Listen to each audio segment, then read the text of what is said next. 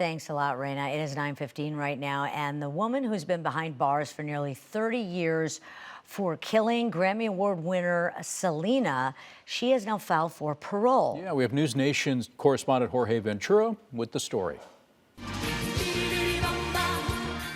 Selena Quintanilla, known as the Queen of Tejano music, captivated millions with her voice, style, and charisma.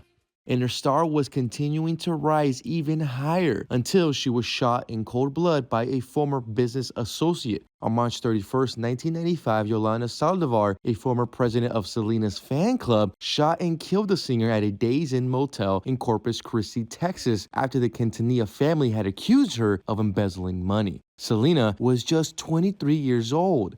Now, 29 years later, Saldivar, currently incarcerated in Gatesville, Texas, has filed for parole, according to documents from the Texas Department of Criminal Justice. The Texas Parole Board will review her file, including support and protest letters, before making a decision. Saldivar's request comes as Selena's influence continues to flourish and inspire. Her album Dreamin' of You remains the best-selling Latin album in U.S. history, and the global icon has drawn comparisons to Madonna for her groundbreaking music and stage presence. Her life story inspired the iconic 1997 biopic Selena, which launched Jennifer Lopez to stardom and spread Selena's music to an English-speaking audience. A new Selena album, Moonchild Mixes, was released as recently as 2022, and her social media presence remains strong with 1.8 million followers on Instagram and 5.7 million followers on Facebook. Time to talk winners and losers with our financial expert, Rob Black. Good morning, Rob. Good morning, Daria. And a happy back to work Monday for a lot of people who've been off over the holidays. How are the stock markets doing? Doing great. Great start so far. The Santa Claus rally never really came at the end of last year, so maybe we're expecting a little loss of momentum, but it's right back today. NVIDIA CEO Jensen Huang is going to kick off CES tonight in Vegas. Foxconn, who makes semiconductors for the world, reported record revenues. There's some reasons to be excited, and the Washington Post did an article this morning basically saying Trump's tariffs aren't going to be so bad and so wide encompassing. He says otherwise. But the Post is citing three officials close to Trump and his administration saying probably not going to be as bad. Of note, markets are closed Thursday in celebration of Jimmy Carter. Right. We'll be following that as well here on the KRON4 Morning News.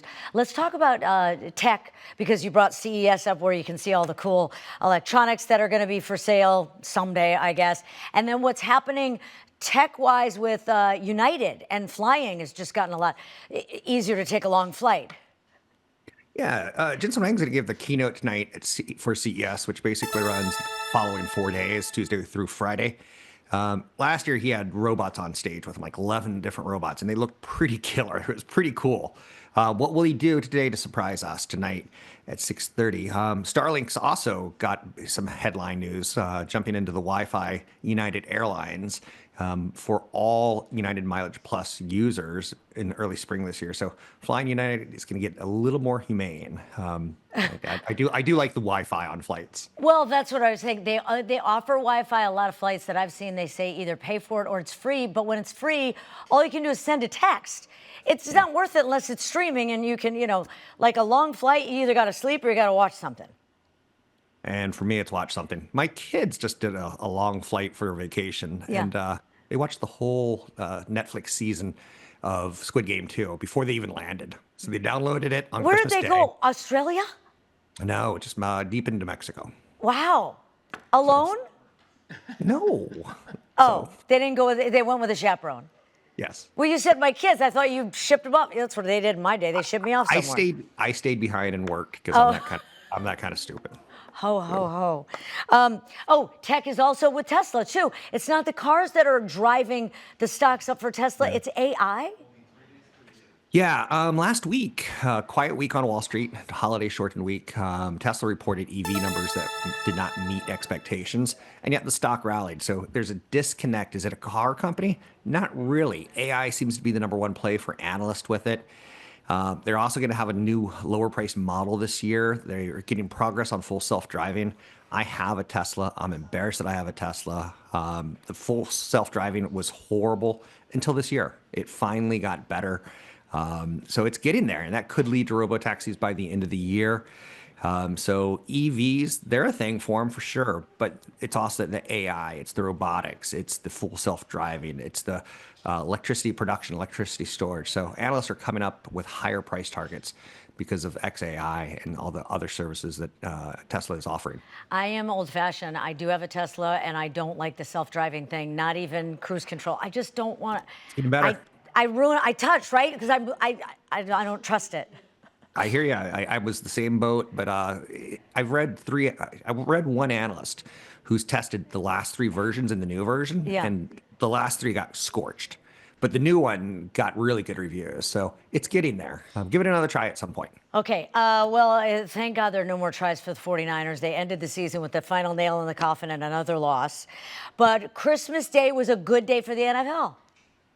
Yeah, and it's not lost on me. The NFL and Netflix had a nice combination. There was no technical glitches, which is what everyone was worried about. Netflix spent $150 million for a 3-year deal to cover 2 games on Christmas Day. It looks like it's paying off. First and foremost, that Beyonce performance was stunning and magnificent. I've watched it twice already. The 2 games averaged 26.5 million Americans. Typically, an NFL game gets in the top 10 with about 20 million. So it did quite well. The games were in 218 countries, 30 million over 30 million total viewers, and we'll see. They'll wind up and do it again next year. Football's dead to me now, though, because the Niners are out. All right, thanks a lot, Rob. Thanks, Diana. Have a good day. Yeah, you too. If you have a question or you want to reach Rob, you can do that online. We'll be right back.